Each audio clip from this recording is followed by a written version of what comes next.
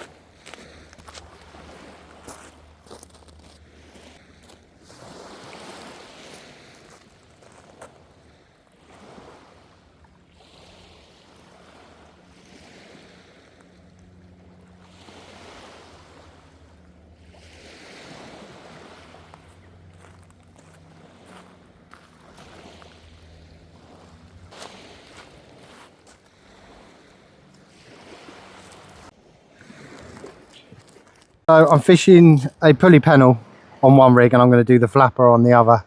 But what I've done is I've got a sand eel. I've cut the head off the sand eel and the tail. I've laid it along my pulley pennel, which has got a top and a bottom hook. And then I covered it with squid and I've elasticated it on. So it's a reasonably straight bait. I've got a hook on on the top and the bottom, and it's no bigger than my index finger, my middle finger. No bigger than my middle finger, because I was watching Totally Awesome Fishing and he remarked about fishing smaller baits to increase your chance of getting a fish instead of whacking out huge baits. So that's a nice little compact bait. I've got the guts of the squid still in it. There's the guts of the sand eel, which will give a bit of fishy smell to it. And then that runs onto a pulley pennel, which is I bought from Christchurch Angling, one of Fishy Tom's rigs. And then we just attach the weight, and I'm going for a grip weight on the bottom, like so. And then the line will attach here, and then it will sit like that, and then it will go to the, if I can do this while showing you, it's a bit easier when it's on the rod. So you've got the top of the hook. I've just got to cut that tag end off where I applied it to the actual line, and then it goes all the way down to the bottom. And that's what I was trying to show you, but not very successfully on the floor. But it clips on there, so you've got a bait hook holding it down, and then I've got the 2 hook points proud, sits like that, and then we're going to launch it out. and hopefully, if we're lucky, get a few bites.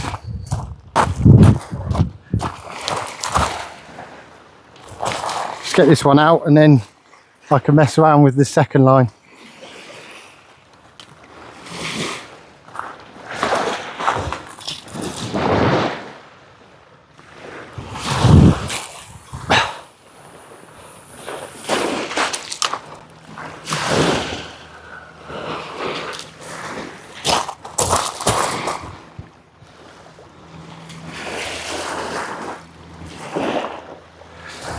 Right, let's do the second one. Next one's going to be a flapper. I bought this really handy little cool box. So it's like a rigid one with a zip on it.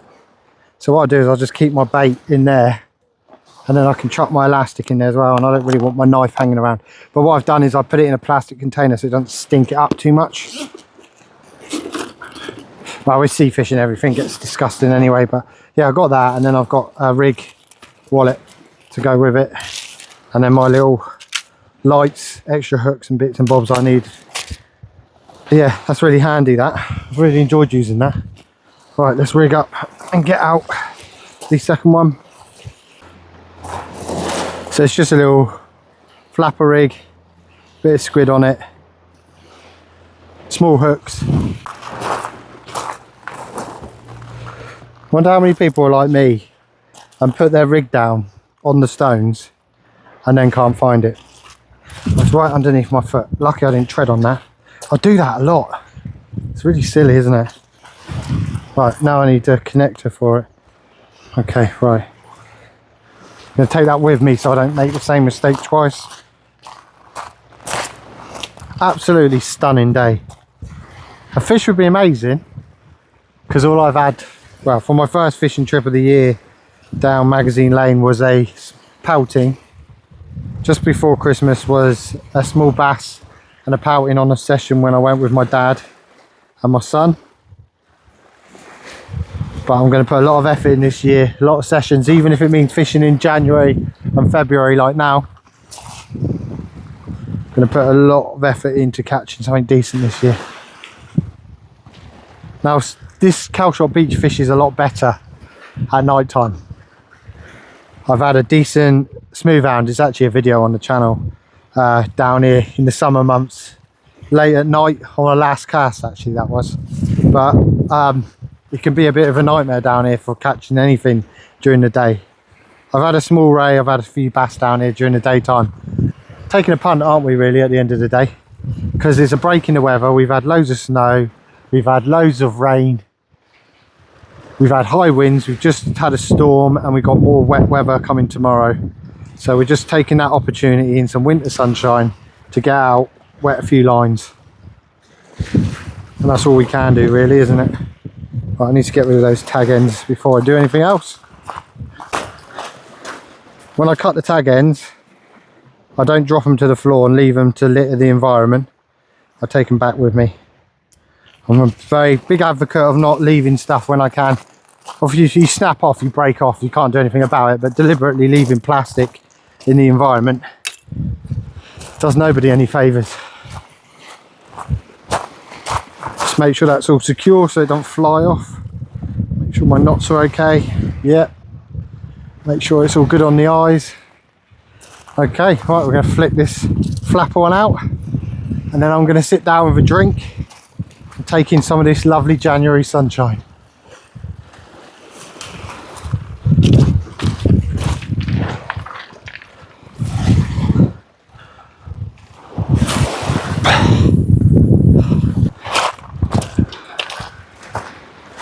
I've been a bit tentative because I lost some line down Magazine Lane last time, and that actually resulted in me losing my shot leader. So I've just put some tapered shot leader on because obviously I'm flinging them out a bit further down here,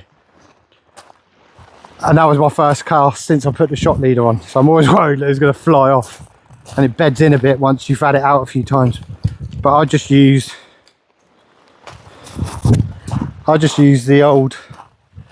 these tapered shot leaders. They go from £15, which is what I've got line wise, up to £60, which means I can chuck out a 6 ounce lead 5 or 6 is what I tend to chuck out. Probably a bit overkill when it's nice and calm, but it doesn't matter.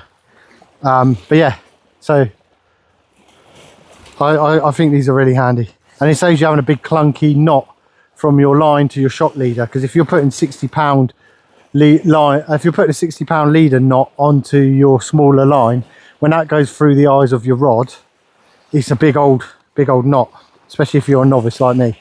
So just having 15 to 15 and then it tapers up to 60s, I personally think is a good idea. Right, let's get a bit organised. Hide my bait just in case there's a dog coming along. Got my iced tea on a cold January day. Haven't got coffee with me today. I think we're good.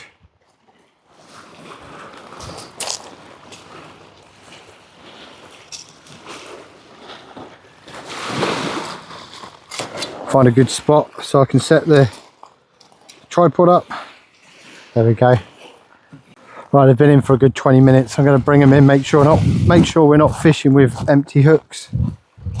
I've not seen any knocks whatsoever. I mean, usually your indication is when they got a crab on the line, is that you get like small rattles.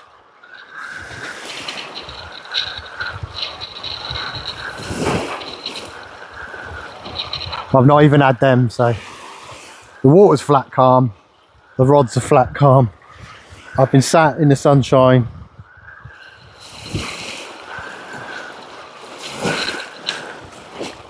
Yeah, it's very calm at the moment.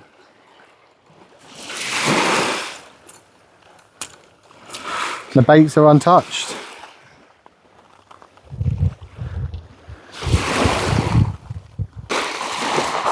Reset it and chuck it back out, I think. And then on the next bring in, we're an hour away from high tide. I think it's about an hour anyway, something like that. And then what we'll do is we will fresh bait ready for the high. What I didn't do though is I didn't take the tag end off on that cast. I did on the other one, but not on this one. So I'm just gonna snip that tag end off. I don't know if it makes a massive difference, but I personally don't like leaving tag ends hanging. It's just one extra opportunity for it to tangle up, isn't it?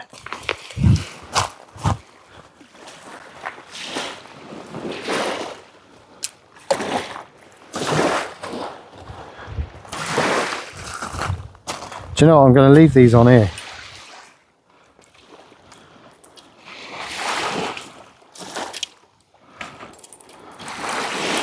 Save me walking back and forth to get them.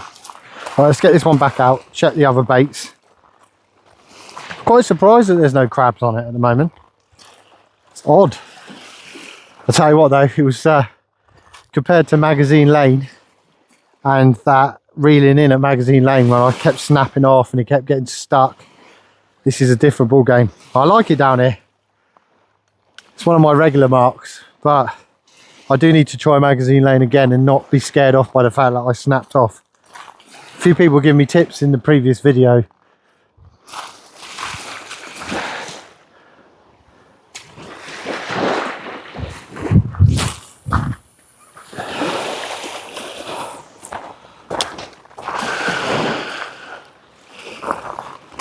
About retrieving it and where to put it and stuff like that. I think Kilford, shout out Kilford's Fishing. I've been watching loads of his videos. He fishes all around here, and he mentioned about shore casts. They're not grippers. They're like a pendulum weight kind of shape, but they've got big ridges in them. I'm going to order some and try them out. He mentioned them on my comment section, and then I found his channel, and I've been watching loads of it. If you're watching, actually, you cracked me up in your video. I think it was New Year's Eve when you were fishing further up by Calshot Castle, which I haven't fished before. I'm gonna have to try and work out where to go up there. That'd be interesting. And the sirens went off. Face when the sirens went off, wondering if it was the end of the world. Oh, he had a good session down there as well. A nice bass. One of the guys he was fishing with, I think it was his uncle or something, or cousin, had a ray.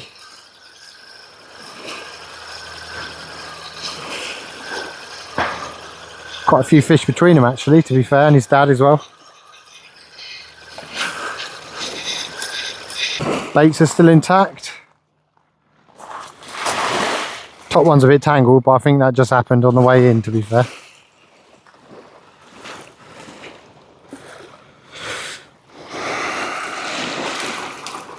Grippers doing their job, but then again they should do really in this calm water. When the tide comes in though, it should put a little bit of movement in the water. We might be on a hiding to nothing today though, but well, at least we're out, at least we're trying.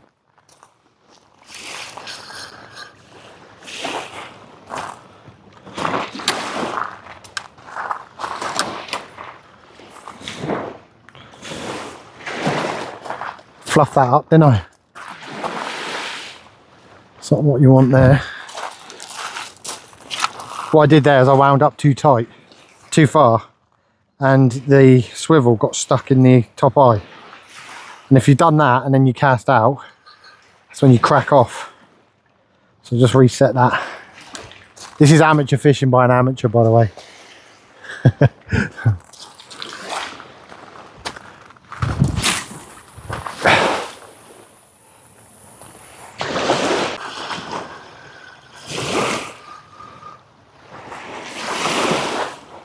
Right, play that one there. But they both had it very close together. I didn't cast that very well, to be honest. Luckily there's no movement because they shouldn't overlap. But I should really put one out to the left and one out to the right, not have them sat like there. Is there such a thing as covering extra ground? I don't know. But I'll pretty much put them in the same spot. I'll make sure on the next cast that I flip one to the right and one to the left. I'll get back to you if there's any action.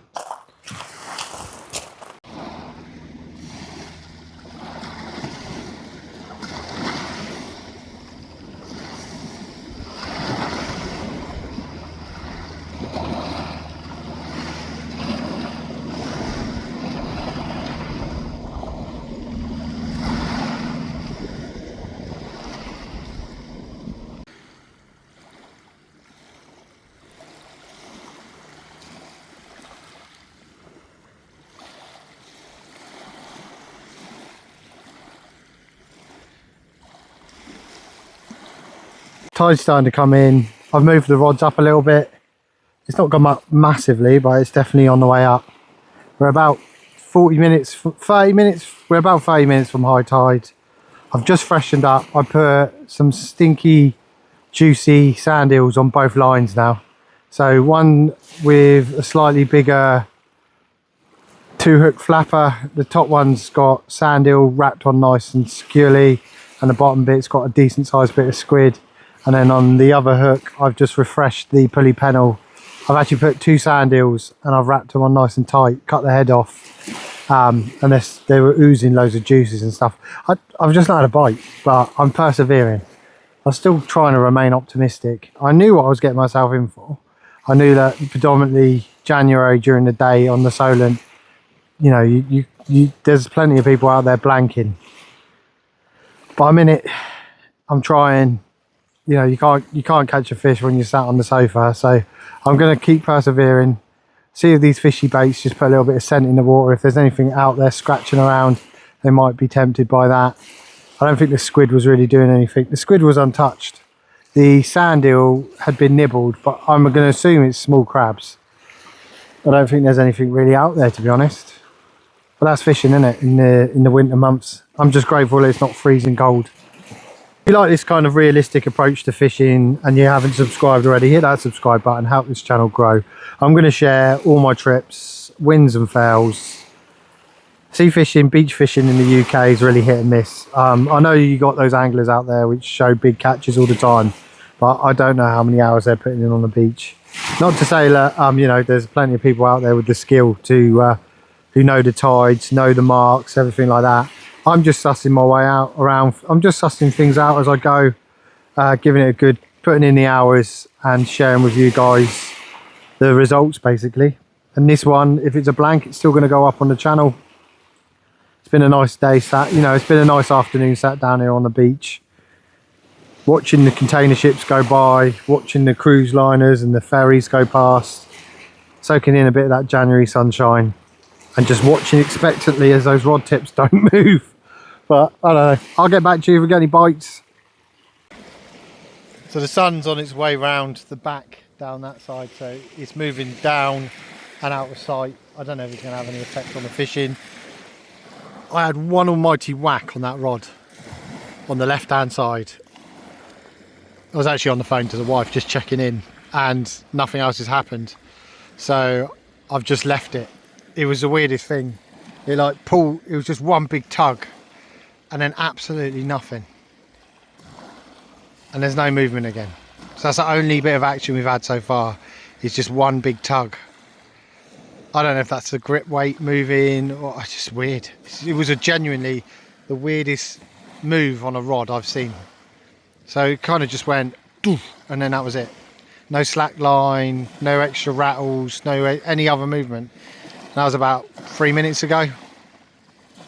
I might just leave it where it is just in case something did have a go and then it comes back. Weird.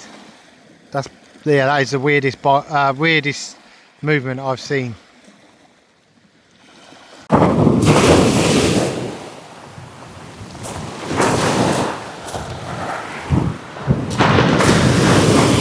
Tide's just come in, so we just hit high tide. The waves have picked up a bit, we've got a bit of movement. The temperature's dropped as that sun's gone behind the trees behind us. The temperature's definitely dropped. Hoodie's back on, and I'm going to pull in the baits, just check they're all good, fling them back out, give it another half hour or so. The optimism's gone a bit now. I don't know if, I think we're cruising for a blank, but we've given it a good go. So I'm just going to check the baits, chuck them out, and see where we end up in the next 20 minutes. But you can definitely see the waves have picked up, and we're right up the beach now.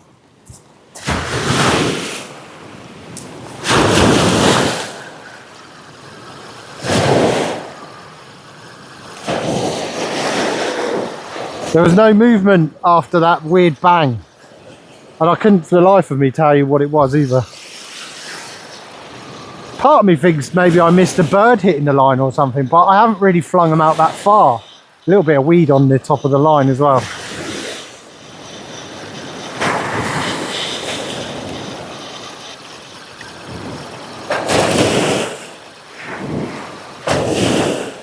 Baits are still there.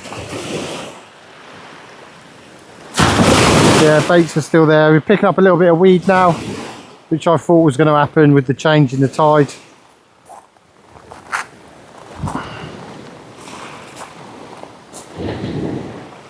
With the bait being partially frozen still, I think I'm just going to chuck the rest of it back in the freezer for another session. See what the weather's like next weekend, see if we can get out. Just keep plugging away at it. There's absolutely nothing wrong with these baits. Try not to hurt my hand in the process. They've got slightly longer traces on these flappers. Well, that's not good. That's a bit of plastic.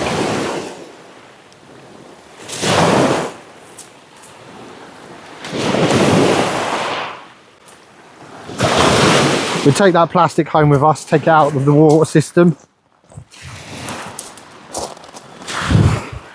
Thought it was a bit of a bit of old seaweed, but it wasn't. It's a bit of old degraded plastic bag. Only trouble with these longer traces, they get tangled a bit easier.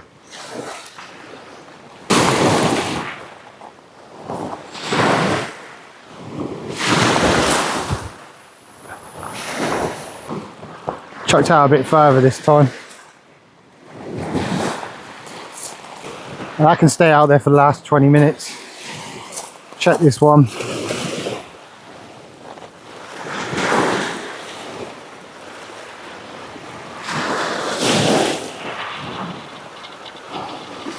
Again, there's a little bit of seaweed on the line. Nowhere near as bad as it is down here in April, May time, when you get like algae bloom and all sorts of stuff going on. I think there's some videos on my channel where you just see me pulling in tons of weed.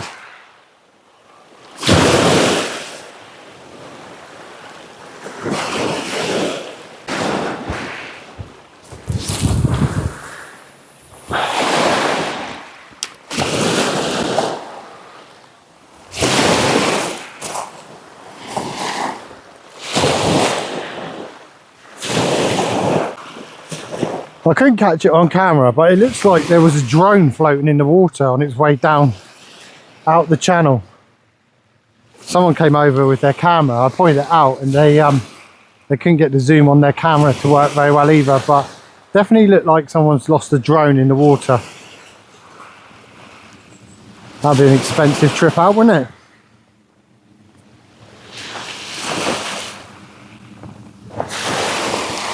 That temperature's definitely dropping now.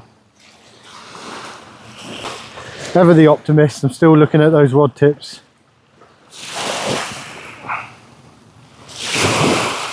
I was just looking at the tide table for next week, and I think, well, it only goes up to Friday, the one I'm using, but the high tide says that it's going to be around about the 10 p.m. mark next Saturday. Well, Friday it says 9:30. So if we gauge it by that, it'd be around the 10, 11 mark probably. But I'm considering whether I, depending on the weather, obviously, if it's raining, probably going to be a no-go. But if the weather's dry and it's not absolutely arctic cold, I am considering coming back down here for a night session. I'm a sucker for punishment, you see. I'm not going to let any blanks put me off this year. I think I did that too many times last year. I think the small amount of times I got out, I think when I had a blank, it put me off. But I think you've got to put your time in, haven't you, to get the results you want. So I'm not going to let this blank deter me. And I think if all going to plan, next weekend I might try and brave coming down here on a night session. I'll offer a few people to come down with me, but a lot of people don't want to fish this time of year because of the weather. It's too cold. I'll just keep an eye on it this week, see what the weather's like. If the weather's really naff, we could go back to Magazine Lane, where it's a more sheltered spot. I keep saying I'm going to go to Town Quay, but that involves maybe probably not so much this time of year, but it's in the city centre, so you do get drunks and idiots around. I've had a couple of sessions where people come up to me and they're drunk, and yeah. But you can fish directly off the pier, so it might be a case if we do that. I don't know. I'm just spitballing ideas, but I want to get out next weekend if I can, is basically what I'm saying.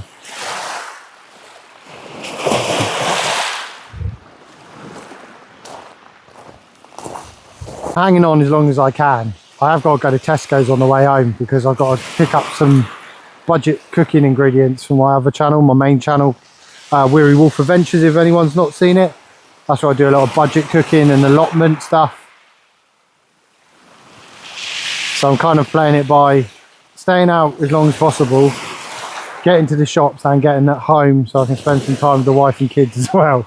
So we're just going to have to wait and see how much longer I'm going to be out here.